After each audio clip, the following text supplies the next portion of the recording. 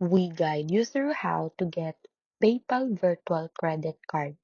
First, open your PayPal account and make sure your account is fully verified with your personal information and link payment method.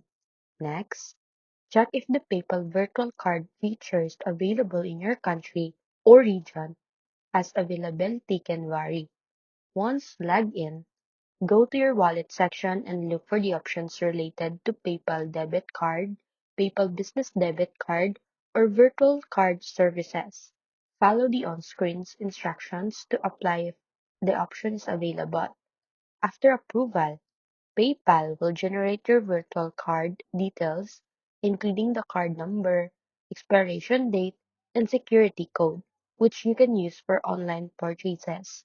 If you do not see the virtual card option, you may need to use PayPal through partnered services or wait until feature becomes available in your location.